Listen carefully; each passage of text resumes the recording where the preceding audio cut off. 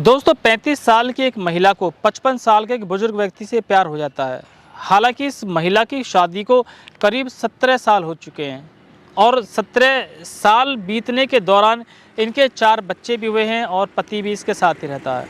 और जब उस बुजुर्ग व्यक्ति से इसे प्यार हो जाता है तो उसी के साथ रातें बिताती है, उसी के साथ दिन बिताती है। इसके पति को भी इसकी जानकारी जब होती है तो वह इसका विरोध करता है, लेकिन पत्नी अपने पति की बिल्कुल भी नहीं सुनती है।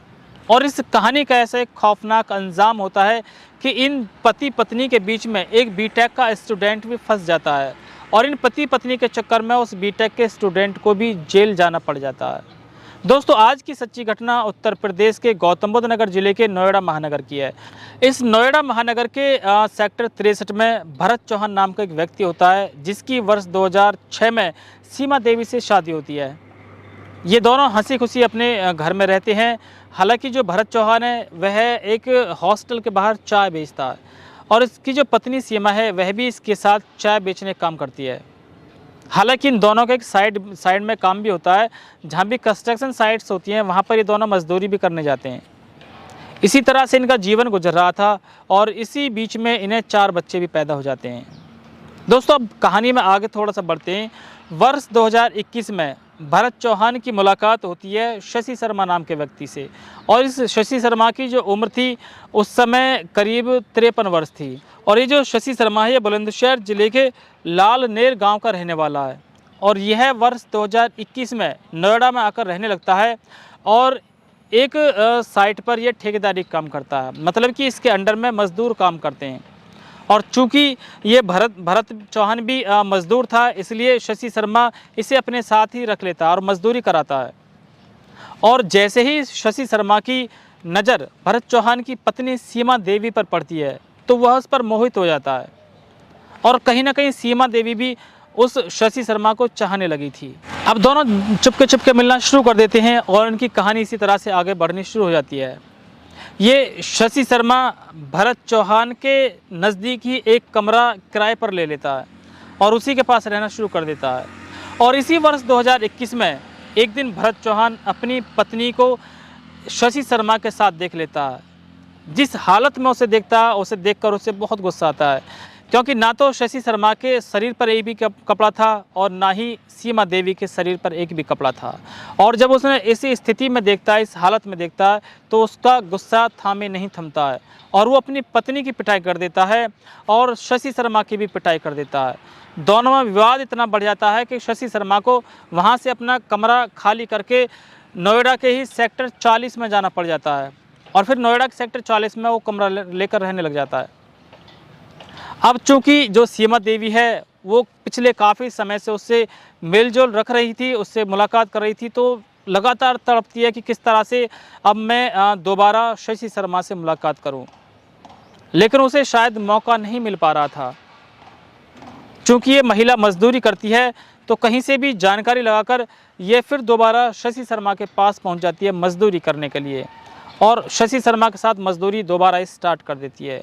जब ये महिला दोबारा मजदूरी शशि शर्मा के साथ स्टार्ट कर देती है तो दोनों की जो प्रेम कहानी थी वो फिर दोबारा स्टार्ट हो जाती है। दोनों काफ़ी समय से एक दूसरे से मुलाकात करते रहते हैं और ऐसे ही समय गुजरता गया और वर्ष 2023 आ जाता है। दोस्तों, इसी वर्ष 2023 के 27 अक्टूबर को इस महिला का फ़ोन चोरी हो जाता है और जब इसका फ़ोन चोरी हो जाता है तो यह अपने पति यानी कि भरत चौहान के फ़ोन से शशि शर्मा को एक कॉल लगाती है और कहती है कि तुम्हारे बगैर मेरा मन नहीं लग रहा है, किसी भी तरह से कुछ भी करो लेकिन मुझे तुमसे मिलना है।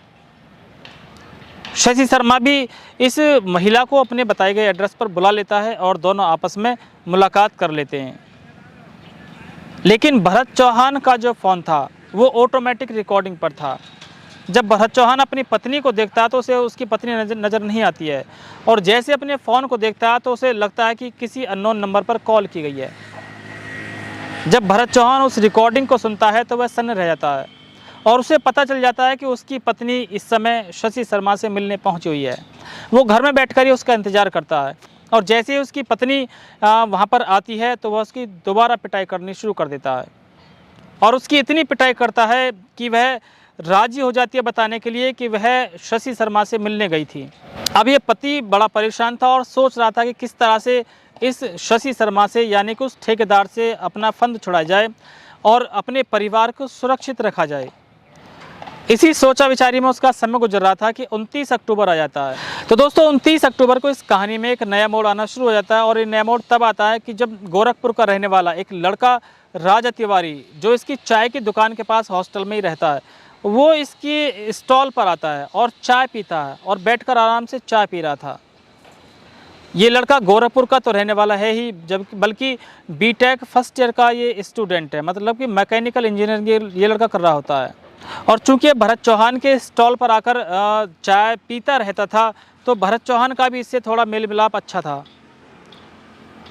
जब 27 अक्टूबर से और 29 अक्टूबर के बीच में भरत चौहान कुछ भी नहीं सोच पा रहा था कि इस कहानी का अंत कैसे किया जाए, अपनी पत्नी को उससे कैसे अलग करा जाए, तो ये अपनी समस्या को राजा तिवारी को बता देता है और कहता है कि मैं बहुत परेशान हूँ, और पूरी कहानी उसे बताता है कि किस तरह से उसकी पत्नी एक ठेकेदार से मिलने जाती है और उसके साथ अवैध संबंध है, और उसे लगता है कि किसी दिन चारों बच्चों को छोड़कर उसकी पत्नी उसके पास से चली जाएगी। जब पूरी कहानी वो राजा तिवारी को रो रो कर बताता है तो राजा तिवारी को भी तरस आ जाता है और वो कहता है कि कोई ना कोई इसका हम इंतजाम करेंगे, कोई ना कोई इसके लिए समाधान की हम कोशिश करेंगे। तो भरत चौहान कहता है कि इसका कोई समाधान नहीं होने वाला है। तो राजा तिवारी कहता है कि क्यों ना हम दोनों मिलकर शशि शर्मा के पास जाएं और उसे समझाएं और उसे धमकाएं। लेकिन भरत चौहान कहता है कि हम दोनों तो साथ जाएंगे, जबकि अपनी पत्नी सीमा देवी को भी मैं साथ लेकर जाऊंगा और उसी से उसे धमकवाऊंगा और दोनों को कसम खिलाऊंगा कि अब एक दूसरे से नहीं मिलेंगे। ये तीनों बाइक पर सवार होकर शशि शर्मा की साइट पर पहुंचते हैं, लेकिन शशि शर्मा वहां पर नहीं मिलता है। फिर उसकी पत्नी से कहता है कि तुम्हें पता होगा शायद वो कहाँ पर रह रहा है। तो पत्नी बताती है कि इस समय वो नोएडा के सेक्टर 40 में रह रहा है।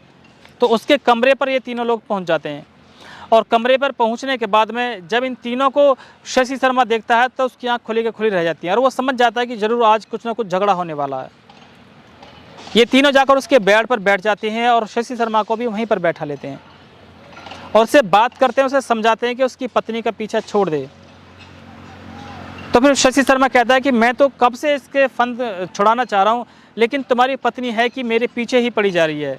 लेकिन अपने पति के डर की वजह से उसकी पत्नी कहती है कि नहीं, ये जबरन मुझे ब्लैकमेल कर रहा था। ये बताता है कि इसके पास मेरी एक वीडियो है जो अश्लील वीडियो है और उसी को बहाना लेकर ये मुझे ब्लैकमेल कर रहा था। और जब वो बात ये सुनता है शशि शर्मा, तो सीमा देवी के गाल पर एक थप्पड़ जड़ देता है और जैसे ही सीमा देवी के गाल पर वो थप्पड़ जड़ता है, उन तीनों चारों की आपस में लड़ाई शुरू हो जाती है और तीनों चारों आपस में मारपीट पर उतारू हो जाते हैं। उनकी लड़ाई इतनी बढ़ जाती है कि भरत चौहान वहाँ पास रखी एक छुरी से शशि शर्मा की गर्दन को काट देता है और उसकी वहीं मौत हो जाती है। और जब उसकी मौत हो जाती है तो तीनों कांप जाते हैं और फिर ये सोचते हैं कि किस तरह से अब इस मौत को छिपाया जाए।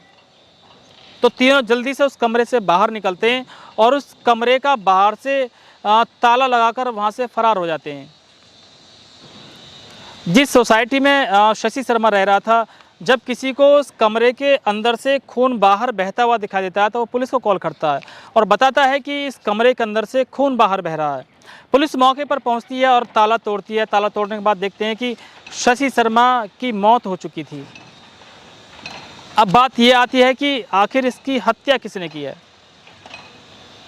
पुलिस शशि शर्मा के परिजनों के हिसाब से अज्ञात पर मुकदमा दर्ज कर लेती है और जैसे ही इस मामले के तह तक पुलिस पहुंचती है तो करीब 8 घंटे में ही इस मामले का खुलासा कर देती है और भरत चौहान, सीमा देवी और राजा तिवारी तीनों को पुलिस गिरफ्तार कर लेती है। दोस्तों, इस कहानी में जो राजा तिवारी है, जो बीटेक फर्स्ट ईयर का छात्र है, वो भरत चौहान और सीमा देवी के झगड़े के चक्कर में अपनी पूरी ज़िंदगी बर्बाद कर देता है। उसकी पढ़ाई तो छूट ही गई, जबकि वह 31 अक्टूबर 2023 को जेल भी चला जाता है। दोस्तों, आज की सच्ची घटना को बताने का उद्देश्य आपको परेशान करना बिल्कुल भी नहीं है, केवल आपको ये समझाना है, सतर्क करना, जागरूक करना है कि एक छोटा सा विवाद किस तरह से बड़ा रूप ले लेता है और हंसती खेलती ज़िंदगी को तबाह कर देता है, ज़िंदगी में एक तूफान ला देता है और वो सब कुछ हो जाता है जिसके बारे में कभी कल्पना भी नहीं की थी।